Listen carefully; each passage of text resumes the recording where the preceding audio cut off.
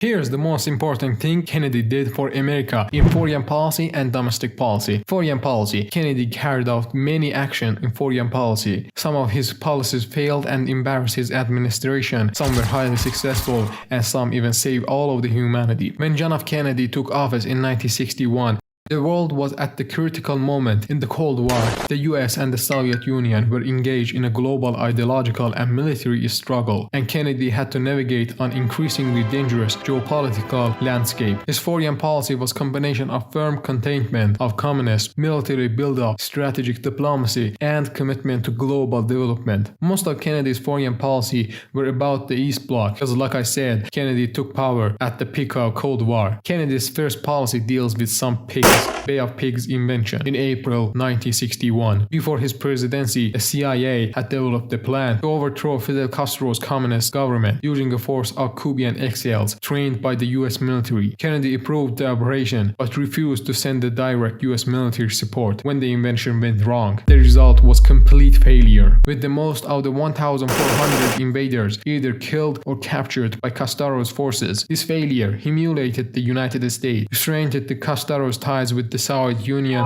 and made Kennedy determined to take a tougher stance against communists. Berlin crisis. Later in 1961, tensions between US and the Soviet Union escalated over Berlin. Soviet leader Nikita Khrushchev wanted to stop the flow of people fleeing from the communist East Germany into democratic West Berlin. In response, East Germany built up the Berlin Wall, a symbol of Cold War division. Kennedy refused to back down. He sent additional US troops to West Berlin, and in June 1963, he visited the city, delivering his famous Ich bin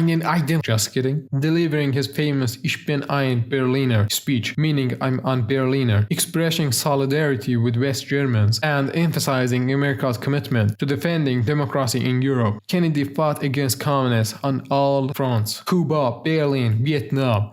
Speaking of Vietnam, Kennedy was a firm believer in the domino theory, which suggested that if one country failed to communism, others will follow. This belief shaped his approach to Vietnam. At that time, South Vietnam was fighting against the communist Viet Cong insurgency, supported by North Vietnam and the Soviet Union. Kennedy increased US involvement, sending more military advisors, equipment, and financial aid to support the South Vietnamese government under President Ngo Dinh Diem. However, Diem was deeply unpopular due to his cooperation and representation of Buddhists. In November 1963, just weeks before Kennedy's assassination, the US supported a coup that led to Diem's overthrow and assassination. Kennedy's involvement in Vietnam laid the groundwork for further US escalation under President Lyndon B. Johnson, eventually leading to full-scale Vietnam War. The Alliance for Progress and Latin America. Kennedy sought to counter Soviet influence in Latin America by promoting economic aid and political stability. He launched the Alliance for Progress, a program that provided billions of dollars in aid to Latin American countries to improve education, healthcare, and infrastructure. The goal was to reduce poverty, strengthen the democracy, and prevent the spread of communism. However, the program had mixed results. While some projects succeeded, cooperation and political stability in the region prevented widespread reform. If you think these were the most important policies, you're mistaken.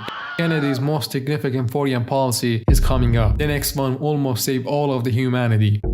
The most dangerous moment of Kennedy's presidency, and possibly of the entire Cold War, was the Cuban Missile Crisis in October 1962. US spy planes discovered Soviet nuclear missiles being installed in Cuba, just 90 miles off the coast of Florida. This posed an immediate and escalation threat to the United States. Kennedy imposed a naval blockade around Cuba, preventing further Soviet shipments of weapons. After 13 days of tense negotiation, Khrushchev agreed to remove the missiles in exchange for the US political declaration that it would not invade Cuba and secret agreement to remove American nuclear missiles from Turkey. This was the turning point. While it proved Kennedy's strength, it also made both superpowers realize how close they had to come to nuclear war. As a result, the Washington-Moscow hotline was established for direct communication between the US and the Soviet leaders. And in 1963, Kennedy signed the Limited Nuclear Test Ban Treaty, reducing nuclear tensions missions, beating the Soviets beyond the Earth. The Cold War wasn't just fought on Earth, it extended into space. In 1961, the Soviets sent the first human, Yuri Gagarin, into orbit, dealing another blow to American prestige. Kennedy responded by making a bold promise: "We chose to go to the moon in this decade and do the other things, not because they are easy, but because they are hard." His goal was to land an American on the moon before the end of the 1960s. This speech led to massive funding for NASA and the development of the Apollo program. Although Kennedy did not live to see it, his vision became reality when the US successfully landed Apollo 11 on the moon